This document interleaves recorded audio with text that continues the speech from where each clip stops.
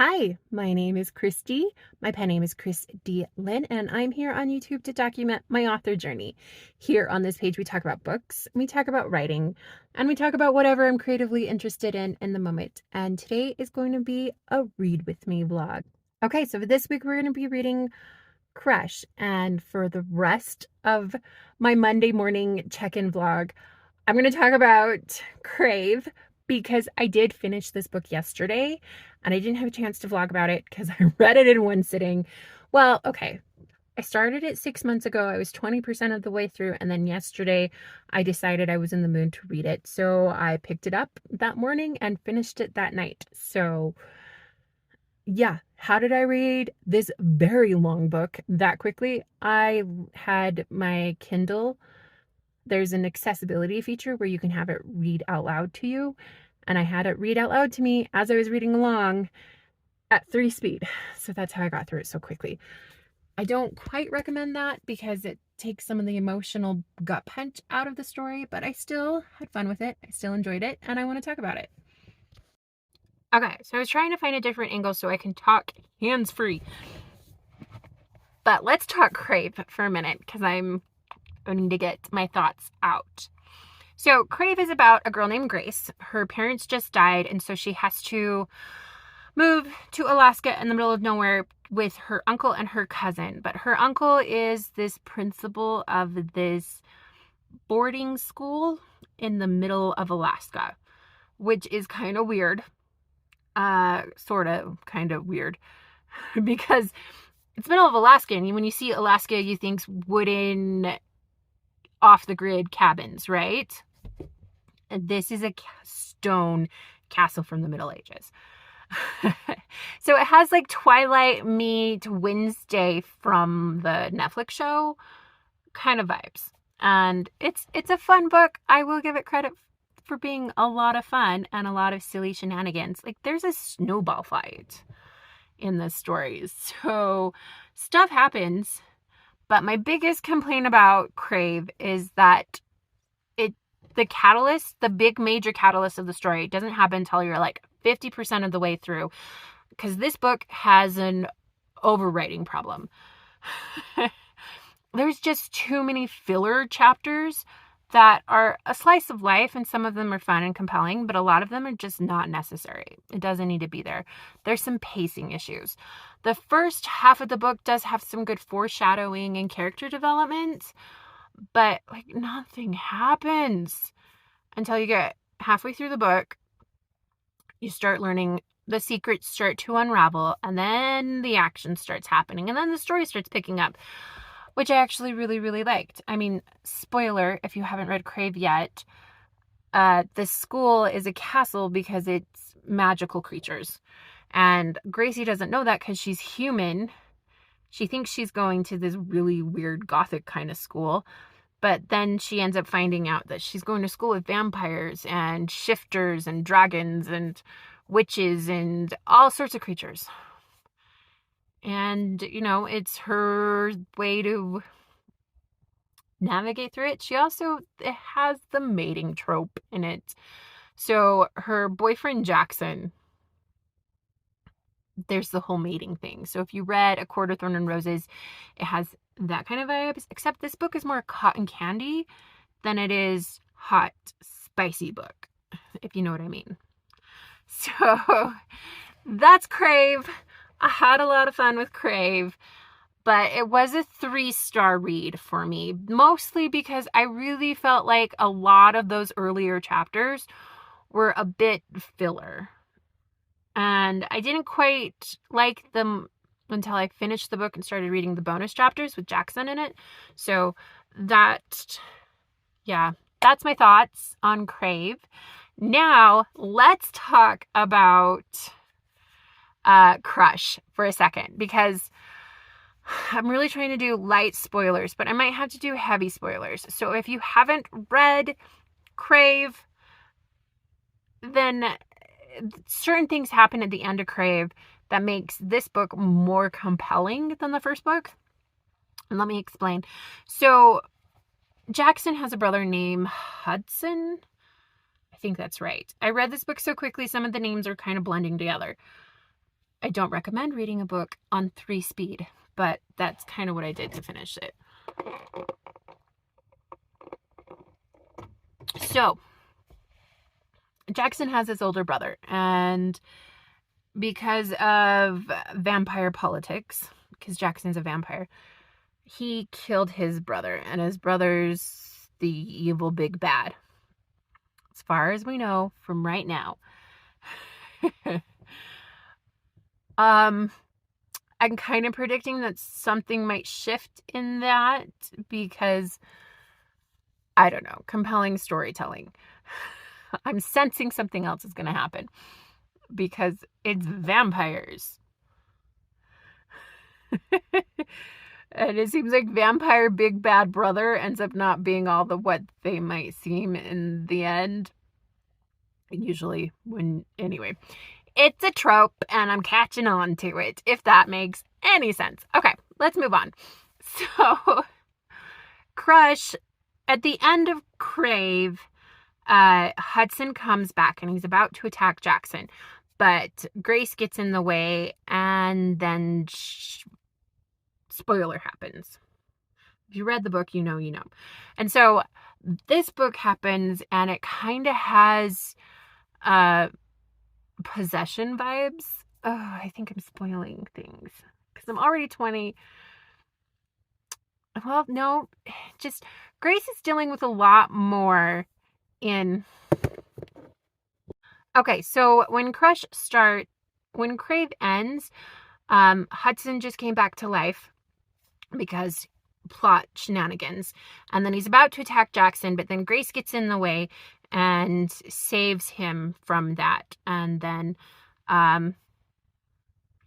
spoiler happens, and I'm trying not to do too many spoilers for this book, but that's kind of how Crave ends, and that's where Crush begins. It starts 4 months later, but to Grace it's been the next day, so she's having memory issues when the book starts. And I feel like this book has a more compelling plot. There's a lot more pieces, more interesting things happening, so I'm enjoying this book a lot more than I did the first book. I still feel like there's a lot of stuff that's just way too long. Like, I'm 20% of the way through, and it feels like this should have been already covered by chapter 3 kind of thing. So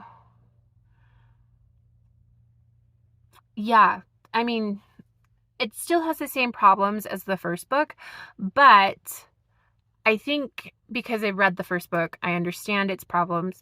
I can forgive it for this book because this book has a more interesting plot. Grace is having memory problems, and then she will black out for a while, and then something exciting happens and she can't remember doing it. She wakes up in strange places. So it's compelling, it's interesting, it's funner than the first book, and I'm really thoroughly enjoying this one.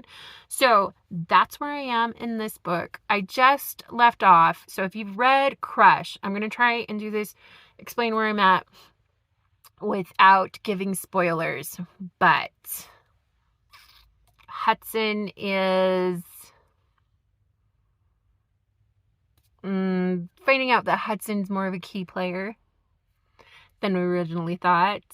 And we're at the blood vampire. What is it? The blood. What do they call that? She's this ancient vampire that raised Jackson. And so they just went into her caves. And now Grace is locked up and she's kind of talking to herself. For interesting reasons. I'm really trying not to spoil this book, but yeah, so I'm at that point in the book. It's getting really interesting. I think I'm going to slow it down a little bit and take it more in chunks. I feel like reading this book faster. I get to the point quicker, and I'm kind of liking it I'm reading it at 2 speed instead of 3 speed like I did yesterday. And 2 speed has been fine, but I think I'm going to slow it down to 1.75 speed because that's what I usually read when I have it listened back to me. But I might just read it normally and see if I can read it faster. But anyway, I'm enjoying this one book. This one, first book was a 3-star. This one's probably a 4-star for me.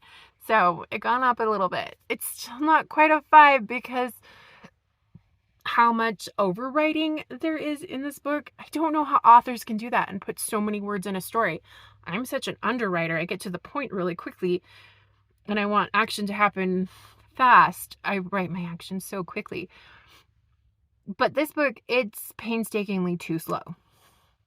So I think that's just the way the style of the writer, and I'm just going to have to roll with it and deal with it. Because the story's fun. I do like the characters quite a bit. I'm a bit attached to them now. And this world, this book's more exciting. So I'm interested to see where it goes. And that's how we're going to start our vlog. We're going to be reading Crush. And if I read this book too quickly, we might start the next book in the series. So let's have a little bit of fun and I will check back in later.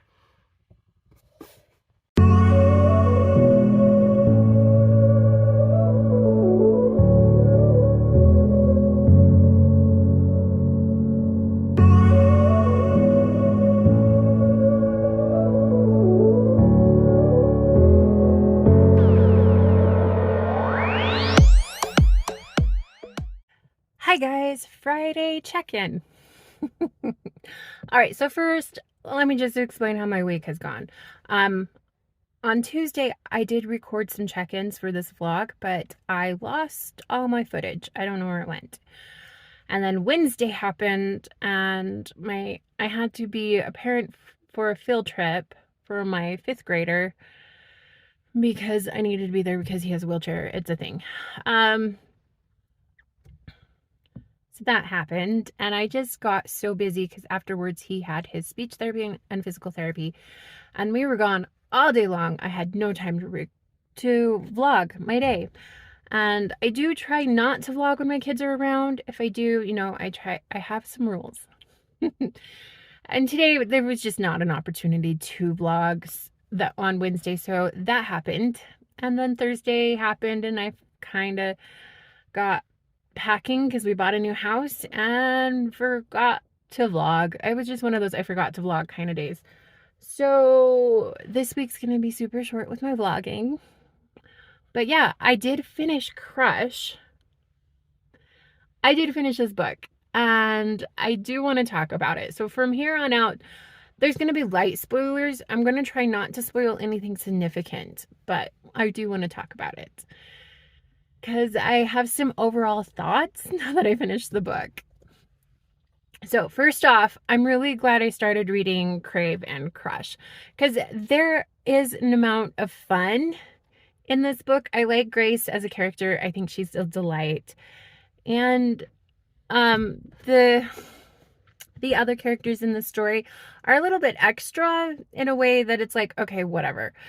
But I did have fun with them. My favorite is Hudson. I think that's why I enjoyed the second book more than I enjoyed the first book, was because Hudson was introduced, and it gave me Host from Stephanie Meyer kind of vibes mixed in with Twilight, and then like it's all that kind of fun, and it's very much a vibe, and I was very much in the mood for this kind of story, and I really needed it. It's been kind of a hard week lately. So I'm so glad I read this book. My biggest criticism in this book is I think it suffers from being way too long. I don't think it needs to be this long. As a writer, I'm very much underwriter, and I get to the point quicker than most authors. But in this one, she takes her time with the pacing, which is something to learn as a writer and how that works.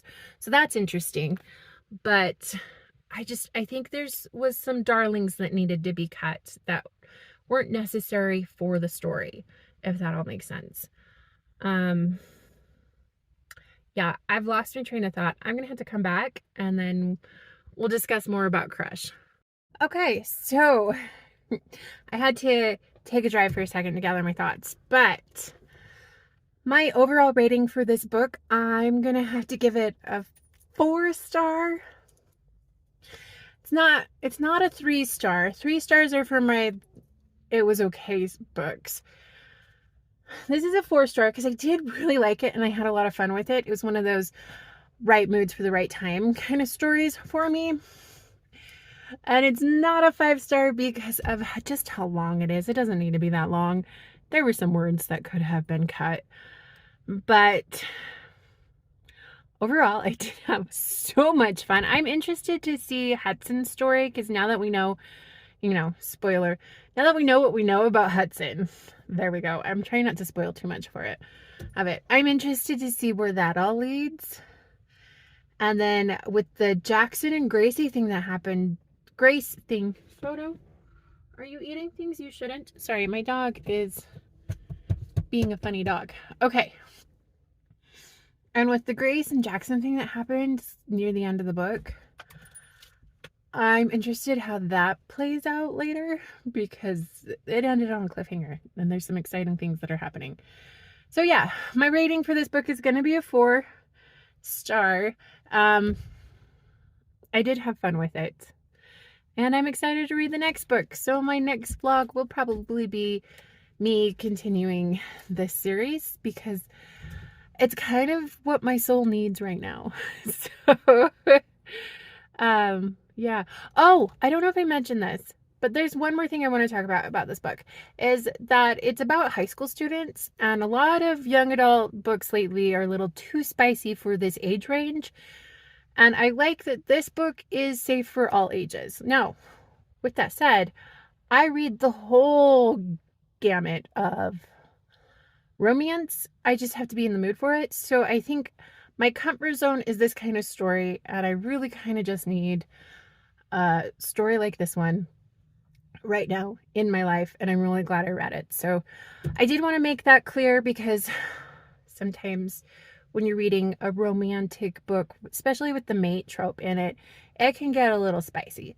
But this one, all most they ever do is kiss, so that's kind of cute. And I like that. Sometimes you just need a little cute in your life. So, yeah, this book is safe for all ages. 4-star. I really enjoyed Crushed, guys. It was fun. And I guess we'll talk later because I'm probably going to end my vlog here. I have packing to do for the new house and end of school stuff with my kids. So when I get home, it's going to be family time. So I'll check back in next week with a new fresh vlog and we'll go from there. Okay, guys, thanks for watching. Like and subscribe if you like my chaotic vlogs.